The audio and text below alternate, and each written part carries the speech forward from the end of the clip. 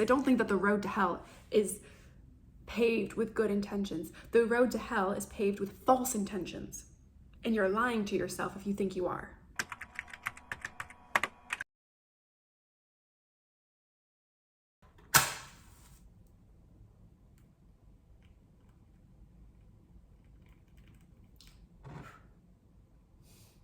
So today we're going to talk about intention over outcome in Blood Over Bright Haven. So I know it's been a while since I've done a book review, but I have a lot of thoughts, so let's get right to it. So for one, I really enjoyed the book. It's definitely a worthwhile read. Highly recommend. I enjoyed it. One of the major questions is around our energy sources.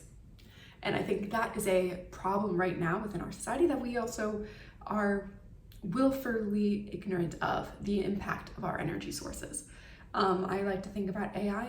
Don't really care about the ethics behind that sourcing, right? Like the use. I mean, people mention the water bottles being drained, etc. For every prompt that you send, but truly reckoning with the impact that that has. If it's not seen in front of us, we don't care. And so, where we get our energy to have all these luxury comforts is explored within the book. That was something, right? So looking at the weight placed on being aware of the impact of your energy, that there are lives and consequences to having such comforts. And just because you're sourcing the energy and it's outside of your initial view does not mean that it's ethical. And those questions I really enjoyed within the book. Hi, editing Renee here. I've realized that I actually have not given any synopsis about the story. And so before I get fully into spoilers, I wanted to give a brief spoiler-free explanation on what the book is about.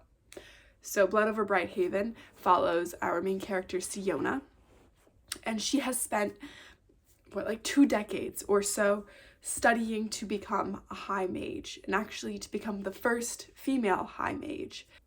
So, setting a little bit, there is this city within the walls, it's safe, and there's magic. So yes, so the story follows Siona, and then her assistant, Tamil, has come from outside the walls, and now he's working inside.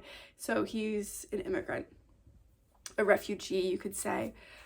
So this story follows a lot of major themes around feminism, around immigration, around oppression and academia, white saviorism, as well as larger themes that I touch on later on around intention versus outcomes.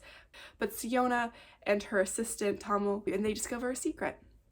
What that secret is, I won't say, but I will talk about it later. So this is now your time to skedaddle off my video if you don't want spoilers. There's a moment before they fully understand that blight is caused by the mages within the city and that it's a deliberate act. Tamil and Siona have a discussion around religion. In this discussion, Tamil breaks down that his views are different from Siona's. So let's say you have two men. One whose intentions are really good, but his actions are bad. And someone whose intentions are bad, but the result of their actions are good. You know, who deserves heaven, who's redeemed, who's seen as the better person. And Siona says, of course, the man with more intention, that has pure good intention, even with bad outcomes, he's the one that we must say is a good man. And Tamil's response is, why? But Siona doesn't actually give a reason. And that is like my central issue with this. Like in his society, they would value the outcome more so than the intention. And I think this is actually a really dangerous path to go towards.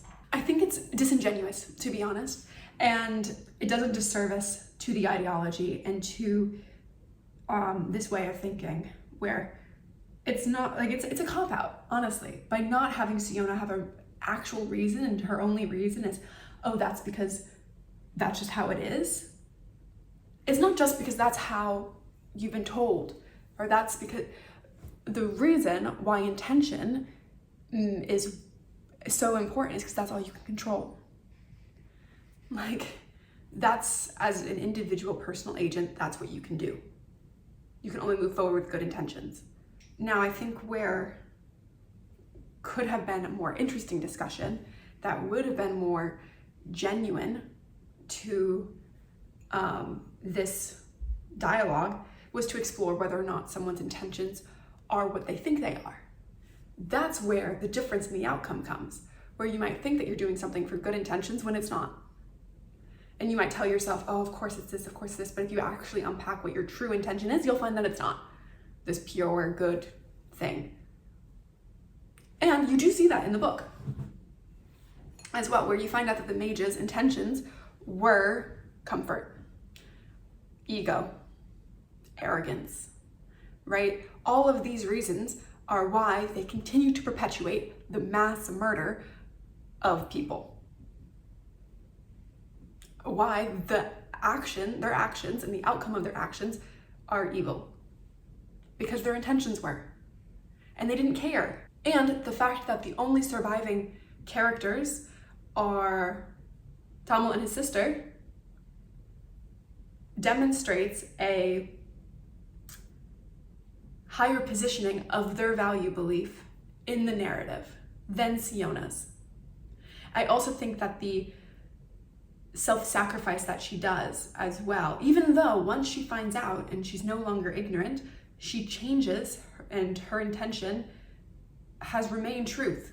So it's like, why blame her and kill her in the narrative as a way of repentance or punishment? It's almost a punitive form of justice here, that in order to redeem her, she must die. I think that that's not true redemption. Now, I really enjoyed the discussion, and I think that it was a really well-written book. I listened to it as an audiobook.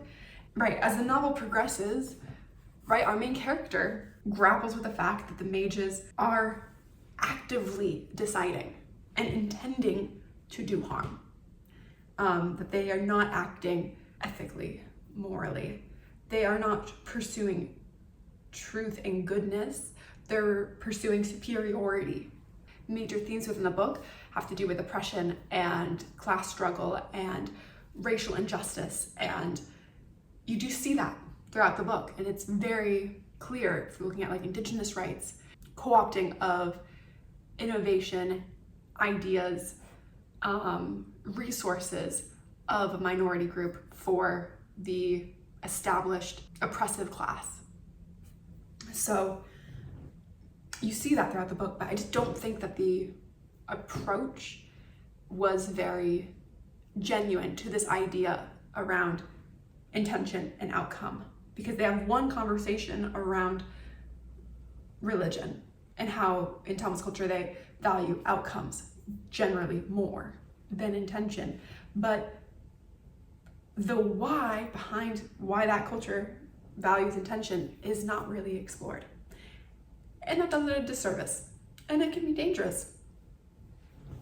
Because I think that if you're having a society only focused on the outcomes, that can just create more anxiety within a person. And I think that's messed up, because what you want is for people to take on agency, control, to change their life, their decisions, and move forward. Yes, you want them to have good actions, good outcomes, of course.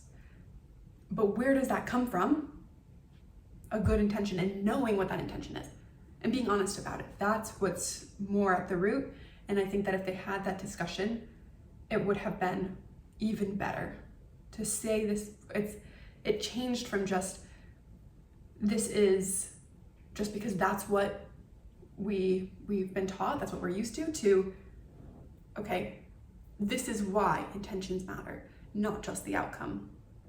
Okay, actually, I'm not done. And I already took down my whole setup. So the other thing is that I've heard this phrase a lot, where the road to hell is paved with good intentions.